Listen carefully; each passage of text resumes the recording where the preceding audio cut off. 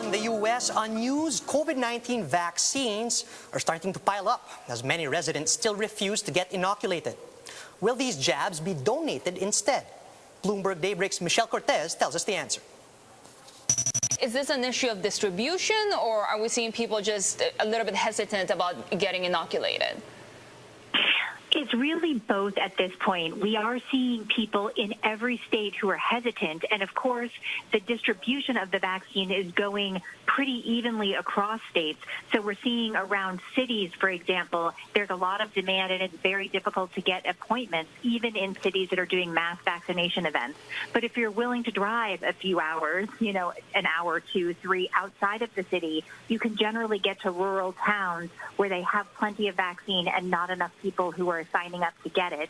So if you're willing to travel within your state or across state lines, vaccines are available, just maybe not close to where you live. So when it comes to the latest on where we're seeing, some of these nations banning or just refusing to use, how close are we to seeing these, unused stockpiles being donated to countries that do need it? And does the psychology of developed countries not wanting to use these vaccines play in there as well when it comes to hesitancy and rollouts? We are seeing millions of vaccines starting to build up in the United States. Of course, we have a stockpile of the AstraZeneca vaccine. It's not approved yet here, and the J&J vaccine is currently on pause exactly because of what you're discussing, these clots that we're seeing. Many developing countries are still rolling out their vaccines. They're saying that they will take the AstraZeneca and the Johnson & Johnson shots, that the risk of these clots is so low compared to the very high, serious, and deadly COVID infections that they're experiencing that they do want to get access, and they feel like they can control who gets the vaccine to reduce the risk of the clotting. As far as when the U.S. is going to start making those available to other people, or indeed even move them around within states or between states, it's unclear how we're going to get to that point. That's a supply chain issue. It's an organizational issue, and we haven't seen an awful lot of great movement when it comes to that particular space. When you think about it broadly, though, very soon we're going to have many, many more vaccines than we have people who want them. Hopefully that means it'll trickle down and people in other areas will have access to these shots.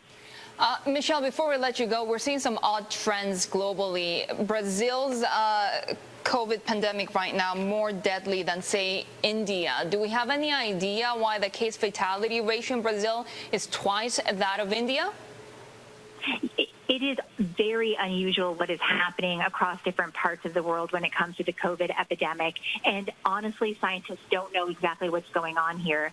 There are, of course, a couple of issues. The outbreak right now that's happening in Brazil is so intense that they're overwhelming their hospitals.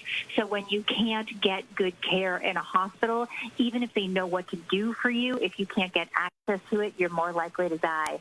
Of course, also in Brazil, they're experiencing an outbreak fueled by this P1 variant. It could be that the type of vaccine or the type of virus that they're experiencing is a more deadly virus, and that could be contributing to those numbers. Finally, there are genetic differences among people, and it could be that people from Southeast Asia, people from India, perhaps are just genetically less vulnerable to COVID death.